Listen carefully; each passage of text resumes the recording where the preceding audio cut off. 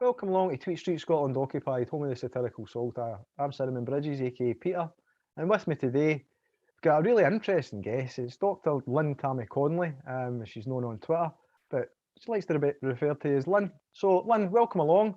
Thank you very much for joining us. And we'll get started straight away because I've been on your Twitter page a few times, and the things that I noticed is you've got a blog called well, it's not necessarily yours, but you're part of the I Write blog, or maybe tell me a wee bit about it. Tell me and the viewers a wee bit about it, please. Okay, well, I Write is me, but it's also me and my two dogs.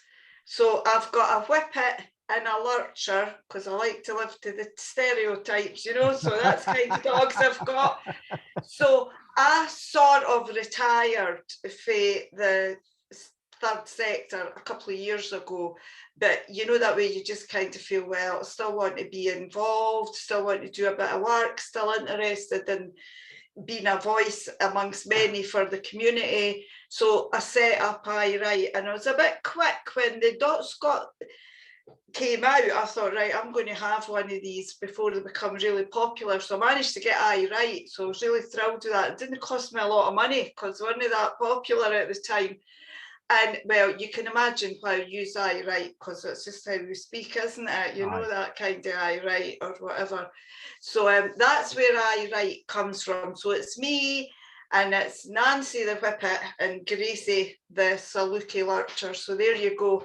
And basically what I do with that is all my work over the years has been around like community development, mainly working with young people, but a lot of support to people that maybe, you know, you've got an issue and you didn't know how to access, whether it's the council offices or you know, a local politician or, you know, central government politician or any kind of issue, and you feel you're not getting anywhere. Well, I'm kind of here to help people out. It's, you know, I've got free time now. I'm lucky to have some time on my hands. So, and it keeps me out of trouble, Peter, you know. We're not wanting to get into trouble now, you know what I mean? That's the last thing we need, isn't it? No, I noticed another thing on your Twitter page, Article 12 Scotland. Can you tell myself and the viewers a wee bit about that, please? Yeah. Well, back in the day, 20 odd years ago, the name Article 12 is historical in as much as what Article 12 in Scotland's morphed into. But the original name came from Article 12 of the United Nations Convention on the Rights of the Child, the UNCRC. And Article 12 is about young people have the right to have a voice. So all about participation and what have you. And way back in the day, in the 1990s, I worked for a big organisation, everybody said, to Save the Children.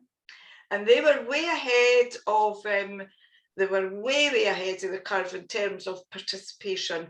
Folk really weren't even speaking about that, about people having a voice and how organisations operate and what have you.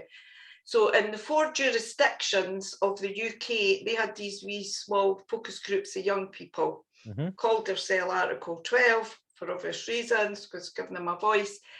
And then then Save Children moved on from that as it, you know, the participation became more popular and folk were doing that and engaging folk in their work. So it just kind of moved on. It would just be focus groups. But I'd been a support worker at the time and working with some of the young folk, you know, had a discussion around why don't we try and keep this going and try and get it set up as an organisation. So Save the Children very kindly gave us a bit of money, which wasn't a lot back in the day, and we used that to set up Article 12 in Scotland. And it was then, that was 2001, 2000, it was then focused mainly on children and young people's rights, but we kind of moved off into a lot of other things and became kind of telling it like it is organisation. So I stayed with Article 12 for quite a wee while because, you know, every day was a different job.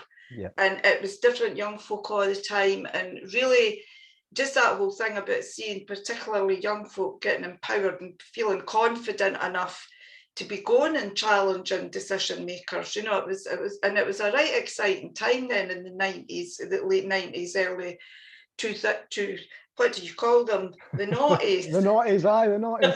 The naughties. So, you know, it was a good time to be involved in that whole thing about empowerment, and that the youth parliament didn't exist back then. You know, that was something else that came in round a few years later, the thinking around, and that was the beginnings, I suppose, of participation.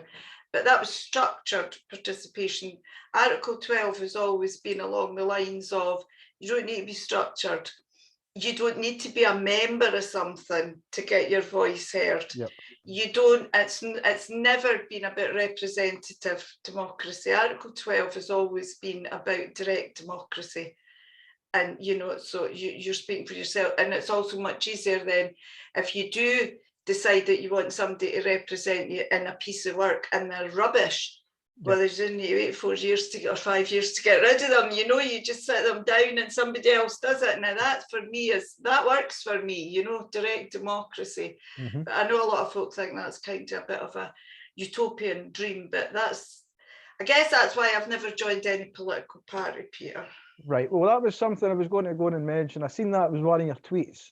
You hadn't joined the political party because you've got the right to have your voice regardless of who is in charge. So what's your thoughts on the current political scene in Scotland?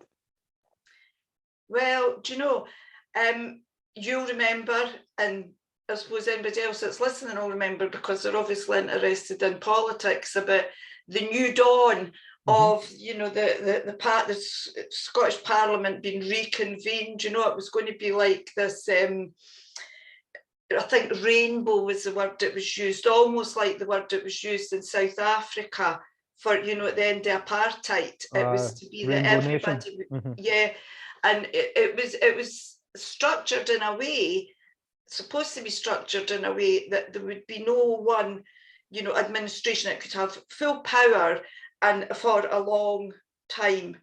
But you know, what's happened, because that's exactly what has happened. No, we had the Scottish Socialist Party, and you know, it doesn't matter what your politics are, or you know, where you're coming from.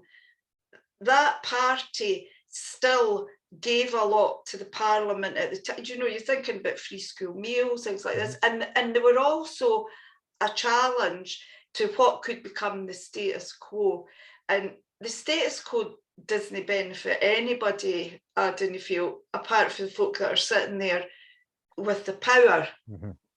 You know, and so I think we came quite a long way in the early days of the Scottish Parliament, and it was quite exciting. And you know, there was people getting into politics that hadn't been in politics before, and you were getting all these new ideas, and there was a good mix of thinking. And I think, and there was you know, it was the whole spectrum from left, libertarian left, you know, right to no far right, obviously, but you know, to the Tories and what have you. And I don't really think that that's there anymore. I just kind of see, for me, it just seems to be a kind of middling, if you like. It's like this sort of centrist, I know is a political word, but I don't even think it's that now. No. I don't see much dynamism going on in the Parliament these days. And that's no disrespect to people that are sitting in the Parliament, but I don't see a lot of challenge or new ideas coming in. You've got the kind of the Tories on one side, and the rest kind of batting, you know, it's like a kind of game of ping pong kind of back and forth at First Minister's question times and that. But do you know, for me, I suppose if I was to describe my politics, I would be, you know, socialism, when I'm thinking about what should be at the heart of policy and processes, should be people. Should be the people, the citizens. And I don't know, I don't get that feeling that I really want to go and watch politics now or whatever, or Politics Scotland on the telly to see what's happening.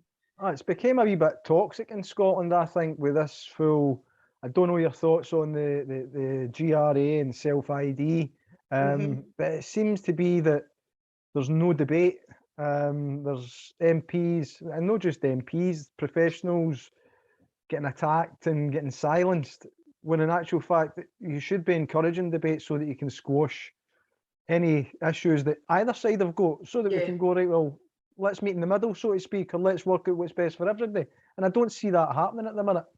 I'm going to come on because the reason, or the initial contact with you, and it's something that excites me.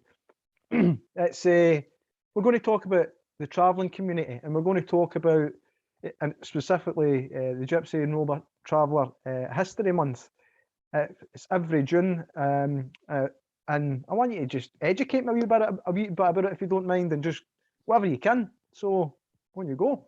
Okay, right, I'll start at the beginning. Yep. Everything seemed to be happening in the late 90s, the early 90s for things like this. There was the whole concept, the idea of Gypsy Roma Traveller History Month in the UK was started off in one of the boroughs in London. And it was around, you know, there was bits of conflict in the communities. There's always been a big Irish traveller community in London. Yep. Just always has been. There's always been a big Irish community in London for, you know, London Irish and all this, and because that's where the work was at the time. And so it was really, in the early days, it was about in that area trying to raise awareness of the culture and traditions of the community as a means to addressing the sort of conflict that often, as you well know, conflict often arises because you didn't know something about who you see as being your opponent, you know, so you're kind of a bit frightened to them, or you're like, oh no, they're going to impact on my life, so I'll just no like them, and that'll be it, and they'll all be the same. So if I didn't like one, I'm just not going to like the rest of them, you know, that whole kind of attitude. Well, it kind of, you know, it ran for a wee bit, got a wee bit government funding, Westminster government funding, but it never became a huge UK-wide event, or indeed an England-wide event. And so in 2016, I'm based up just on the border of Aberdeenshire and Angus. I'm just near Montrose. And working up here at the time, and the majority of my work was focused on the Gypsy Traveller community. So in 2016, thought, let's think about giving this a spin up here, see how it goes, see how it's welcomed.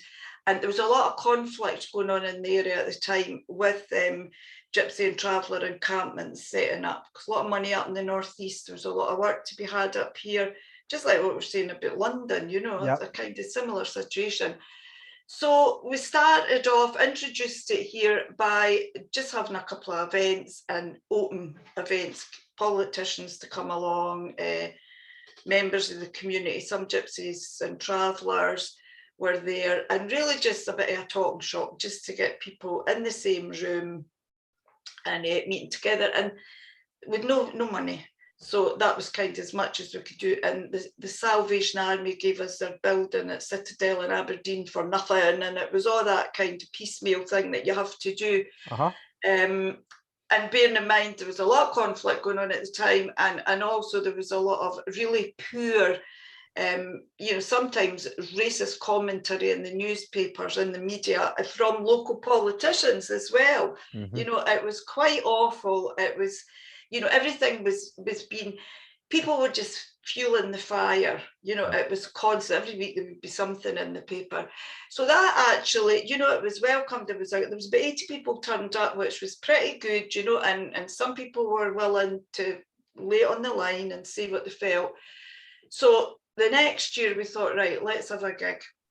We'll bring loads that, you know, because our community is full of storytellers, singers, musicians, all that kind of thing. It's an oral tradition.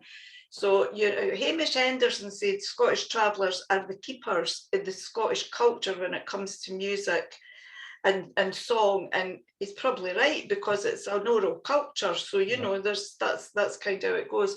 So we did the usual, and we had events, and we had, you know, councillors meetings and stuff. But we had this gig in the Blue Lamp in Aberdeen, and it was amazing because it was a bit 50% gypsies and travellers there, and about 50% members, this what we call the settled community. And they just, it wasn't people for the settled community that we were like, oh, come along, because we want it to look like it was. We just advertised it, and just folk just came, and that was that message that music just will bring everybody along. If folk think they're going to get a good night out, they're not caring about the background to people or what rubbish they've read in the red tops. They're coming along for a good night out. And it was really, really good. We also brought up that year, we got a bit of funding from Lottery Heritage, and we brought up, it's this touring company, theatre company, and they have this play called Crystal's Vardo. So a Vardo is, you know, the beautiful bow-top wagons that you see that are all painted that we'd all really love, but we're not rich enough to have one anymore, you know. So I'd do anything to have one of them, but I'm waiting to win the lottery, you know. But so it's really this, it goes through the history of gypsies, Roma and travellers. You know, it talks about the Second World War, the Holocaust, persecution, and it's just this young girl who, Crystal, who there's a half-size Vardo that's there as the main thing, and she sort of time travels through it, and you know, goes through the war, and so we brought that up and put that in a couple of schools, and you know, it just, that was the start of it really taking off. So because I could go on forever about this, so we moved into, we got I don't know what the word is, endorsement from the Scottish government that gives a wee bit of money. 2018 by then, and we got enough funding to have a gig at the Hub in Edinburgh. So we had Roma dancers, Roma musicians, we had Thomas McCarthy, the Irish traveller and singer, came over, we had him, we had Scottish travellers, it was just amazing. It was a great night, and again, because it was in Edinburgh, we were able to, you know, pull folk out, because folk would come to Edinburgh. Be saying if we had it in Glasgow, folk will go for a weekend, because it's, you know, it's a good night out. And just we're building and building and building, and then COVID hit. So, you know, and that was it. Just screwed everybody, didn't it? That was it, and so that, well, you know, we're starting to prepare everything. We were thinking the November before COVID, we were getting all the plans in place and what we're going to be doing. And, you know, by 2019, we had events in Perth and up at Newtonmore at the Highland Folk Museum, and all this was all going on. And this was all planned to happen again in 2020. And then so we were sitting thinking, right, we have to cancel everything with big events for Stirling everywhere. What we're going to do, and we went to the government and asked, could they give us some emergency funding, and we would put as much as we could online. So with a very few £100, I might add, it wasn't a lot, it was about 800 quid, which is a grander scheme of things, no huge amount of money. Buttons, aye. Exactly. So with that, we were able to engage someone to build a basic WordPress site, and that's, the rest is history actually, because 2020, 2021, the amount of information we've been able to put up on this website has been phenomenal, because, you know, it's great meeting face to face, but not everybody can get to it, and nobody wants to sit and listen to me telling them about the history of travellers in Scotland, but they might want to dip in and read a bit, and they can go back to it, you know. So we're sitting now at this point, we have huge ideas for making what's already up there. It served its purpose. It needs to be really dynamic, and the in word apparently is histography. So what we want to do, it's a new word, new one for me. So it's, as opposed to an archive that, even an online archive, folk kind of think it's like a dusty old room in a library that nobody goes and looks at unless you're studying something remote, you know. So a histography is more, it's like the living history. So we want to build a site that's dynamic, and there's lots, you know, that, you know, every so often there'll be featured things from everything that's up on the site and what will go up this year. and then to have an ongoing blog that will run throughout the year, just to, you know, so that'll be Gypsies, Roma and Travellers, you know, with different guests blogging, and you know, things like what you're doing with me here. We'll keep things like that going as well. So what we thought was going to just be something to tide us over till we could all get to meet again has turned, it's just, it's great. You know, it was an idea that, but like everything else, that costs money. It costs money to produce a website that folk are going to want to visit and keep coming back.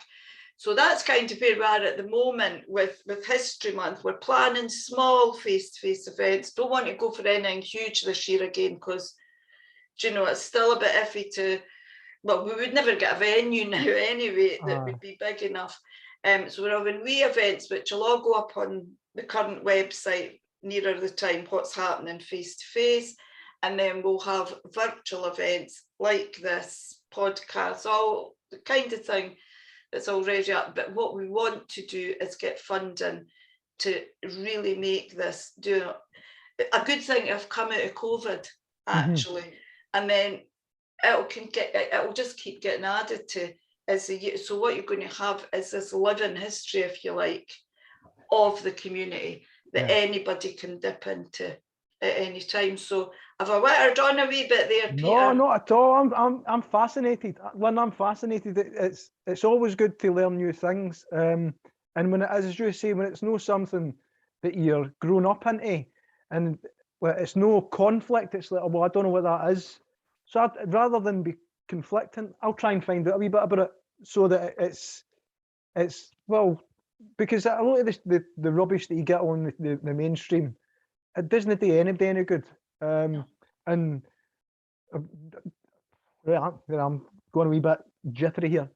Douglas Ross had said they wanted to get rid of the travelling community.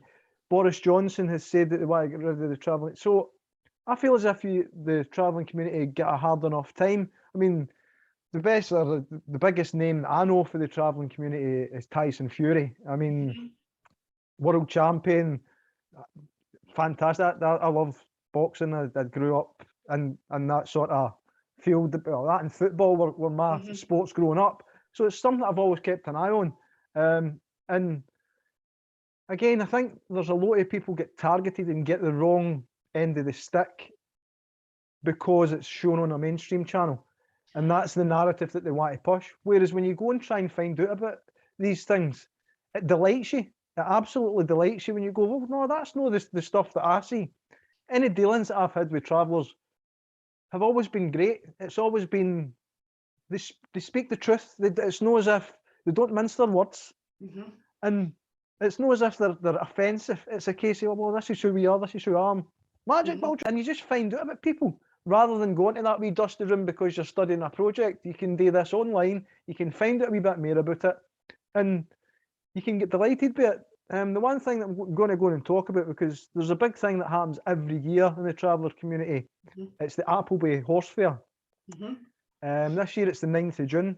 Again, it'll be in Gypsy Roma Traveller History Month. What's your highlights for that? Have you ever been to one, or do you go every year? And what's your highlights for it? It's a bit, do you know, it's in England, it's not that far over the border actually, so it's a bit of a trail to get to. But just before I talk about Appleby, I just want to tell you a bit about, a lot of folk didn't know this either, but we've actually still got a fair running in Scotland, and it's in the borders. It's at St Boswell's, or if you're from the borders, it's just Boswell's or Boswell's, right? And it's usually around about the 18th of July. And we were there last year, because that's where we went, because we couldn't go anywhere else. So that's where we were about, and there was nobody about, so we were able to, we've not got a caravan anymore because we're getting too old, so we've got a motorhome now, you know, so you can get away into woods and everywhere and nobody can see you. And St Boswell's Fair is still really well attended. It's not huge, but it's still quite well attended, and it's a real friendly fair. And you know, if you live in Edinburgh, Glasgow, it's no far to nip into the borders. So you know, if folk wanted to just see what a fair's about, it's no as grand as Appleby, and it's no, you know, got that iconic river. It's not got the river where the horses wash and what have you. But it would just, you know, maybe you're like, no, you, but you know, maybe folk are thinking, I wouldn't mind just sitting down and having a blether with some gypsies and travellers, you know. So there you don't even have to cross that border. You can just snip down to the Scottish borders, and there you go. Well, there you go. I didn't know a thing about it until you mentioned it, and I'm glad that you have. And I'll try and take the opportunity to get to one of them because, well, this is a Scottish pro-Scotland, pro-Scottish independence podcast and how it started. Know that I dislike England, but if I don't need to go there, I can go to this one in St Boswell. Did you say it was? St Boswell's is well, I don't know how well you know the Scottish borders. That's where my family settled, so I kind of know the borders well. Right. And my husband's from there as well, so we go there a lot. And you know, it's like a tourist information advert for the Scottish borders, but there's not enough folk go there. The Highlands is beautiful, but I'm telling you this, until you've been to the Scottish borders, you've no experienced remoteness. Folk need, not too many though, because I like to go and it be quiet. So no one hordes of folk going, you know, but just folk you really need, and it's, you know, it's open. And it's just, and there's the hills, and but you've got the market towns are still like old-fashioned market towns, all the old buildings, and it's, I just never understood why there's no more folk go there. It's, you know, so, and it's no far. I mean, well, you're obviously near Glasgow. It really isn't far. Well, hopefully with people watching this, they'll get a wee insight and they'll maybe actually take up on it. No too many because not too many. Lynne likes it a wee bit quieter. Especially in July when I go. Didn't go in July. Brilliant, Lynne, brilliant. Right, so what about Appleby then? Have you been to Appleby? Yeah, Appleby is, do you know what's good about Appleby is there's a good mix of people as well. There's as many folk for the settled community go to Appleby as from the gypsy and traveller community. But it's huge for the gypsy and traveller community because it still is what these things were. In the past, there were horse fairs, there were fairs. That's what they were. We had Achy Bray away up in Aberdeenshire. That was another one that used to be in Scotland. That's what that was. You know, and there's songs about the Achy Fair. You know, there's all the Old Blind Dogs and all these folk, all these bands sing it. So that's what that was as well. You know, it's on the history. And that is still what it is. Folk are still going there to show off their horses. You'll see them, you know, you see them driving, doing the lanes, you see that, and that's all about showing off the horses. And you need to, you know, I've seen people say, oh, that's really cruel, that's well, you know, that's up to people to make up their own minds about that, but that is what fairs are. It's a tradition, you show off the horses. That's what the washing in the river is as well. It's about cleaning the horses, and you'll see folk, you know, they're bareback on them. And that is just because that's how it was back in the day. So that is, and you know, we've never had horses, and wouldn't want to have horses, but I like to look at horses, and I really love to look at the ponies, you know. So just that whole atmosphere and seeing them so well looked after, and you know, just to use an in-word, like everybody goes wild camping now and wild swimming, so the horses are wild grazing, so you know, they're just there. They're just on a peg, and they're just there. And do you know what else it's about is if you're lucky enough to have one of the Vardos, one of the old wagons, you take that and you show it off. Of course you do, because I would do that if I had one, you know, because the amount of work that goes into them. You can see there's mobile, there's no many left now, but there's people that still do the tinsmithing. Right. So you can see folk are just sitting there doing it. You've got mobile smiths that go. A couple of young guys a few years ago, I've got some photos of them just out their van. And you know, and you can watch and learn all these old skills. you keeping know. in touch with your culture. It's keeping your heritage. It's That's a travelling museum, so to speak, as well. You know what I mean? You've got all of that there. That's it's what still, fascinates me about it. and that's what culture should be about. It's still alive. You know, it's like Scottish culture. We need to keep it alive. It's no like shortbread tins and all that kind of stuff. We need to keep it alive. And you know, the other thing, of course, about Appleby and all the other fairs is you can take your trailer, your caravan, you might want to sell you've got one to sell, you can take it there and sell it. You can be, you know, there's sometimes Vardos for sale at places, but very rarely, you know, because they're worth a lot of money and they mean a lot to the families. But the other good thing is you might meet a laddie or a lassie and that might become your lifelong partner. Right. When you're there. There's that opportunity to do that. And just meeting up with folk that, do you know, like how I go to music festivals as well? Haven't been for ages, but we used to go to Belladrum. And that was where we met up with our pals. We only saw them once a year. And that's where we saw them. Right. And so it's the same when you go to the fairs. You get all the gossip, find out who's doing what, who got married, who's had a bairn, all that kind of stuff. And do you know what? That doesn't happen in streets anymore. No, it doesn't. There's no community spirit. Everything seems to be in a house, right? Everything's inside the house. I go back to my younger days, and I was never in the house. I was always out with my mates, and we were away on our bikes, or we were away playing at football. It was something that you done. You went away and you enjoyed yourself. And now kids, and mine specifically, we're stuck to a computer or a gaming console or whatever it was, and what's such and such doing? Oh, I don't know, I've not seen them for weeks. Well, go and get it. When you used to get good weather, they still do get decent weather every now and again. As long as it's no raining, it's decent weather in Scotland, you know what I mean? Get outside and get some air about you and enjoy yourself was the things I can remember hearing when I was growing up, when I was in the house. So it was a case I wanted my kids to do the same.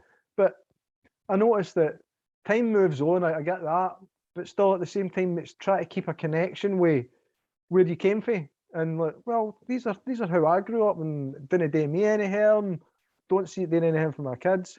The thing that I notice with kids at the minute is the dangers, the online dangers with grooming and all of this stuff, and I can see it coming into, I don't know, I can see it coming into schools, the way that they're working and with the LGBTQIA++, I can't remember all the initials, we'll just say the alphabet if you want. And these things are concerning, but if you were able to go out and chat, and I know that the pandemic's done a lot for that as well, be able to go out and keep in touch with your friends. We've got mental health issues with a lot of young kids because of the isolation that they went through during the pandemic. But to have a focal point like the Appleby Fair or the St Boswell's one, it's a way for you to go, well, I can look forward to that and I can enjoy it while I'm there, and I can do the things that I enjoy doing with the people that I enjoy doing them with. So for me, it's always, that's a thumbs up all the time for me. It's a case of, like, well, I'm able to enjoy that because that's something that I've got a liking for or an admiration for, whatever it is. No, that big up to you for continuing it and keeping it going. I think we need, me personally, I think we need that. We need that kind of a cultural revival, so to speak. So I know, fair play, well done. I appreciate the fact that it's kept going, and I'm so glad that you've actually educated me a wee bit about it. It's so as I say, because I try and do a wee bit of research, like who I'm getting on. So I try and look online, and the things that you find online are pretty much, unless you're searching in the right places, the first things that you get are always negative. It's the same as the mainstream. And then you go on, what I've done was I went on through your page and found some of your followers, and I thought, well, I'll go into theirs and find out information for that. And I was enlightened. I was really enlightened. That's good. It's a way for people to get to understand, rather than have this conflict, no known. So therefore, I'm feared of this. I'm scared of this. I'm not going to do. They're my enemy. No. Let's find out what they do. Well, they're not much different from what I'm doing. It's not much different from what the next door neighbour's doing or what everybody else is doing when they're having their pals in for a wee party and when they're having this and that and the next thing. It's just we're just different sort of categories, even though I don't like categorizing people. It's just different categories of people that when you ask them or when you talk to them, they're just the same as you. They've just got Well, different likes and dislikes than you in some cases. do you know, you're absolutely right there. And it is that whole kind of thing. I mean, do you know, I always say to people when they're talking about young gypsy travellers and that, I always say, well, do you know all you need to think is young gypsy travellers, gypsy Roman travellers, basically just want the same thing as every other young person across the world.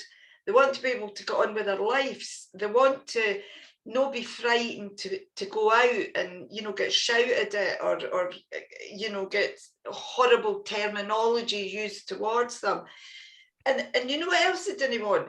They didn't want just because somebody in their community has done something pretty horrendous to be then told that they must not be like that as well. Because, you know, we've all had people, well, maybe it depends what scheme you've lived in, but, you know, we've all had folk in your scheme that you really didn't want as a neighbour. But you're not saying everybody in the scheme's like that. Do you know? And it's that whole thing. Let's just tone it down a wee bit. And just nobody is saying that every Gypsy Roman traveller person is wonderful and fantastic. But then no community has everybody that's saintly or what wonderful. We wouldn't be sitting talking about what's going on in Ukraine just now if we were all wonderful and cared about our neighbour and other countries. Do you know what I mean? Yep. So it's about that. But do you know what else, Peter? This is another flipping high horse of mine, is the way folk get their news now. Now we all get, do you know, I never buy a newspaper now. Well, if I'm away somewhere, I'll buy a newspaper because, you know, you're sitting outside, your feet up, sunny day with a bit of luck, and you're like, oh, I'll get a newspaper, I'll read a newspaper. But that is, so I get all my news online.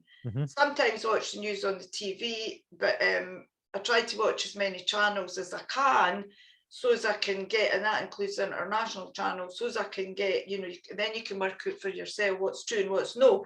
Yep. But social media, it's this whole way, we're all used to getting our news and our information in sound bites now. So there's this one bit of jargon I'll use, right? And it's called hyper reality. And it's just, you know, when you see the films that have been speeded up and everything is cities and everything's moving, and that's how we get our news now. Yep. And so, you know, that kind of, you're just the scroll of doom, you just keep scrolling and scrolling. And because of the algorithms, you're going to get what you're looking for anyway when you're going through, you know, Twitter or whatever. So you're unless you physically make a point of opening your cell up, all you're going to get, you know, so if you click on a negative, you know, an article in, I don't know, the Daily Mail about gypsies and travellers down in England, a site or something, something happened and it was this really, you read that, and then when you Google again, as you well know, you're going to get loads more like that. Yep. So we need to start being a bit more savvy about our news. Now you do that, that's what you're saying, you know, you went away and looked and then you thought, oh well, I'll go and see, you know, who follows her and who she follows, then I'll get a better idea. And you'll have discovered by doing that there's a whole network of organisations across the UK, you know. You wouldn't have known that if you hadn't taken the time to think outside that narrow vision. Aye, that's it. I mean, a lot of people are railroaded into it, as you say. They watch one specific channel, and that's, or they one specific search, and everything that they get thereafter is related to that search that they've done. The same with the news. You get the news on. I don't watch the BBC. It's absolutely pointless. Occasionally I'll tune into the ITV news, then Sky News, but then it's Al Jazeera. Then it used to be RT. Like, to get a wee. You can't watch that now. That's been taken away. I mean, again, I don't agree with that. I don't agree with that. It should be the case that as people, we can form our own decisions. We can listen to what's getting broadcast. We can listen to something else that's getting broadcast somewhere else, and the truth lies somewhere in between all that anyway. So it's been critical enough in thought to go, right, well, there might be some truth to that. There also might be some truth to that. But I think the real truth is a wee bit of that and a wee bit of that that's getting conflated with a load of rubbish and target. And if you're a critical thinker, and if you've got a wee bit of common sense about you, somebody comes and tells you that this yin's a bam pot or whatever, this yin's a, as you say in your community, I know bam pots in this scheme, right? But I wouldn't class myself as a bam pot. No. My next door neighbour and all the neighbours round about me as bam pots. Aye, but there are bam pots in this scheme. And it's the same in every single community. You've got good people that get tarred with the brush of one bad egg. And it's wrong. It's wrong if you ask me. And then when you get to know people, you go, I formed an opinion on one piece of information, rather than having the wherewithal to go and say, well, wait a minute, what was that? Right, okay, let me see something else here. Oh, well, that's positive, and that's positive. Right, okay, that's negative, that's bad. But it's not any worse than, say, somebody in my scheme that's committed murder, and you go, oh, aye, what about their boy that done that? Aye, it's just as bad as anywhere else. And we're all the same. We're human beings, and some people are better human beings than others. Some people make good decisions, whereas some people seem to always make bad decisions. And it's kind of gone to yourself, aye, okay, they didn't quite get it, but everybody else got it. So you can't just go, well, everything about that type of person is bad. No, it's no. We get tarred with a one brush, and it's wrong. You're right. You're absolutely. I mean, another thing about gypsies and Roman travellers is we didn't go to school. None of us are educated. None of us hold responsible jobs. None of us, and well, speaking to me, that's just not true. Yep. And it's all about opportunities. And if you're lucky, choices, you're able to make choices. Maybe governments need to think about, traditional time. Not a lot of gypsies and travellers are on the road all the time now. It's just the world's changed. The agricultural work's no there, so folk are moving at certain times of the year. Shifting is what we call it. And I've suggested, loads of other people have suggested, how about an education system then that recognises the culture of young gypsies and travellers? So when they're shifting, let's have an online provision for them, but this needs to be properly funded and it needs to always be there. We managed to do at Article 12 and other organisations across the UK managed to get things set up during COVID to make sure gypsies and travellers could get online, because a lot of them didn't have data or the devices to do it. Maybe a smartphone in the house, but no a laptop or whatever. So that worked, and it worked to the extent that young folk are still engaged, that had actually disengaged from education completely, got engaged because it fitted within their culture. Now, this is not about having separate schools or different, it's not about, because that's dangerous to put people in, it's like segregation. Yep. But to offer an alternative that fits the cultural needs. If, you hear all this terminology about levelling up and equality and equity, well, you have to take a bit of the, you need to take that culture into consideration. And you just said earlier, that whole thing about, that's what keeps culture alive, is the nomad, the nomadic part of it. So let's help make that continue. Right. And it's about getting a system. Do you know what? And nowadays, it isn't hard to set up a system online now, because it happened, they set it up during COVID like that. But, I feel sorry for the teachers that had to, just go right in and deliver in a completely different way. But it wasn't that difficult.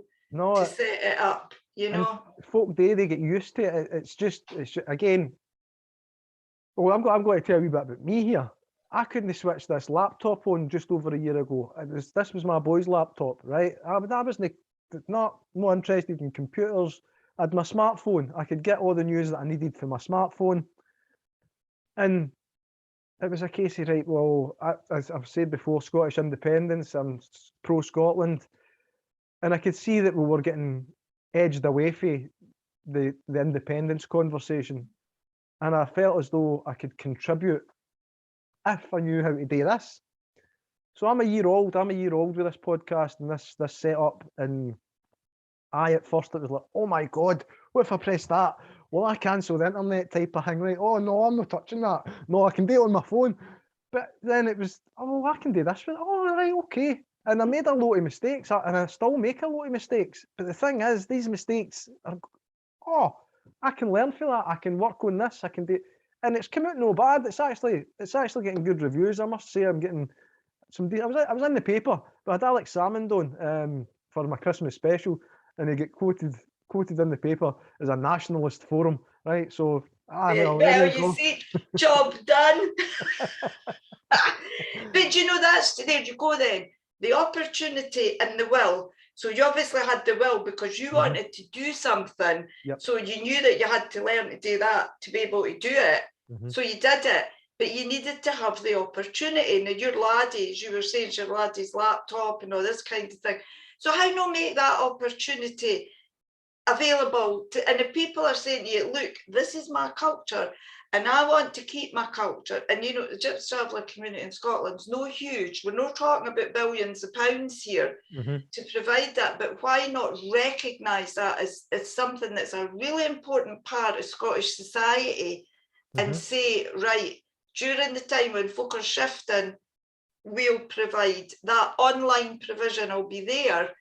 And they can dip in and out, you know, and then it's not going to impact on their family's income because their family think, oh, well, we can't shift, we can't go there for work because the parents got this at school. And, you know, so it benefits everybody. And if we are talking about being an equal society, sometimes we need to give people a wee bit more of a lift than the majority's got, because the majority's already there, you know.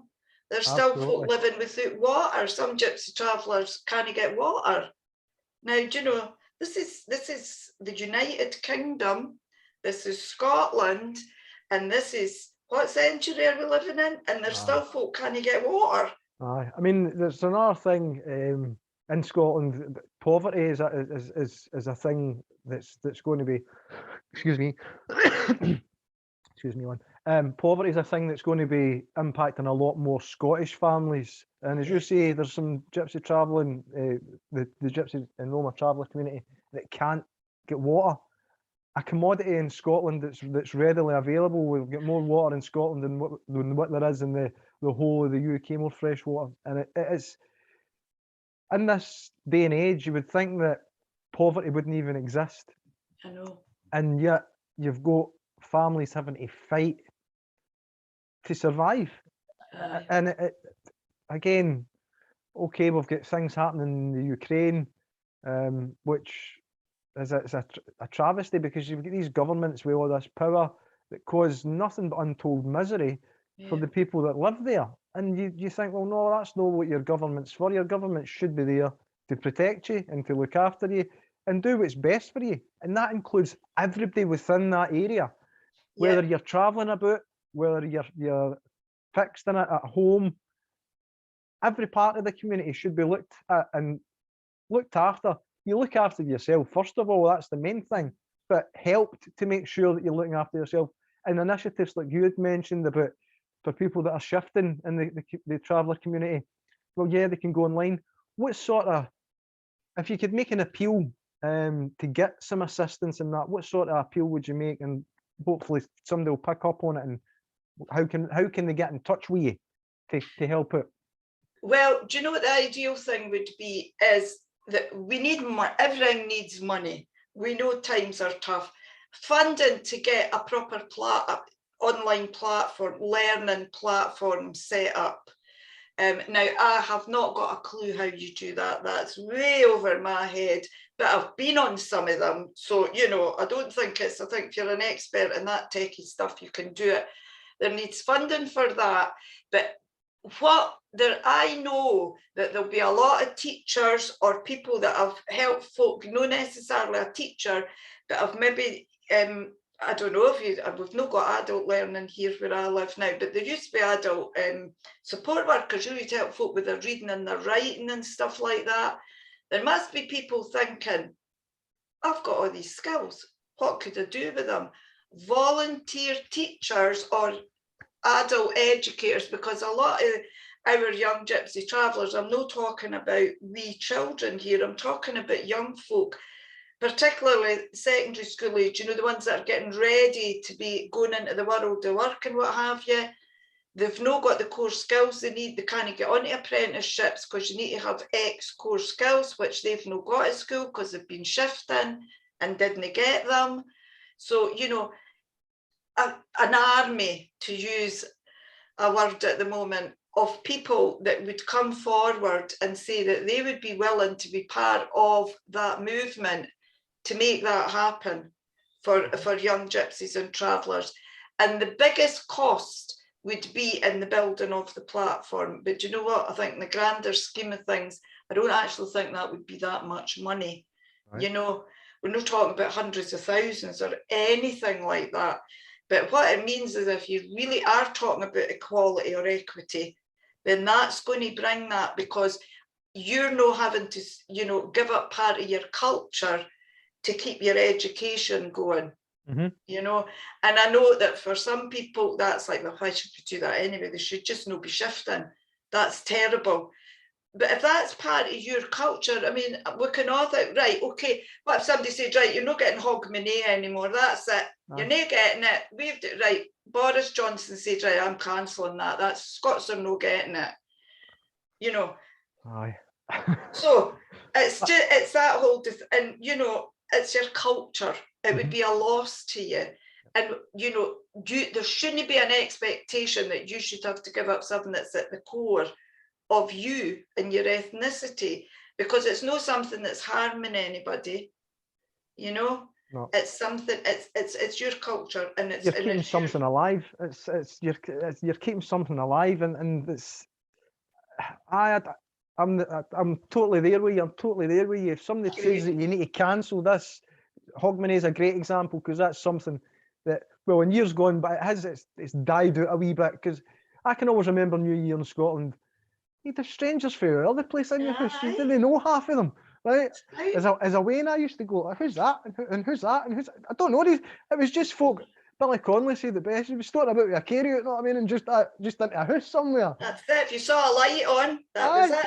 So, okay, things have shifted on, but that is part of your culture, first footing and things like that. It's a great example.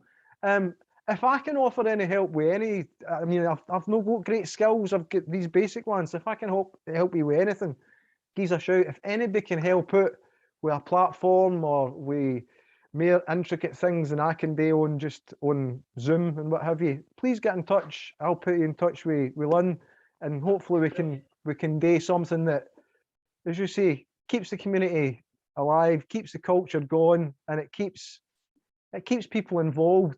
And then from an educational point of view, we want to help. I was always brought up to, if you're not helping somebody, you're doing the wrong thing. If it's not yourself that you're helping, and if you're not helping somebody that can't help themselves, then you're not doing what you're supposed to be doing. That's how I was brought up. And if I can help out, please, I'll do this, even if it's to talk people through how to get themselves set up in Zoom or things like that. I'm more than prepared to do that. So I put them in touch with me, and we'll talk more offline. Now, there's one question I ask everybody when they come on here. What's your thoughts on Scottish independence? Should Scotland be an independent country? Yes, that's it. Right, that's it. And we're almost right at the end of the show. So I'll let you say goodbye for now then, Lynne. Thanks very much, Peter, for the opportunity, and I've really enjoyed it. And I'm going to use a wee traveller word that you can take away with you. So I've enjoyed manging with you. So manging is talking. Right, manging, there you go. I'm learning new things all the time. Well, I just want to say thanks. I've thoroughly enjoyed it, Lynne. It's been enlightening for me. And I'll do, as I say, I'll do another wee bit of research when I go off to ping things that we've spoke about and bring it to other folks' attention. And as I say, the offer, it's a genuine, if I can help out with anything, give us a shout offline and I'll try my best. If anybody can help out with getting a platform, an educational platform set up for Lynne and for the culture, to keep the culture alive and to support the fact that people do shift from place to place, please get in touch with us and I'll try and put you in touch with Lynne. But that's everything for Tweet Street Scotland Occupied, for Cinnamon Bridges, for Dr. Lynne Tammy Conley. It's good night, or sorry, good afternoon, and goodbye.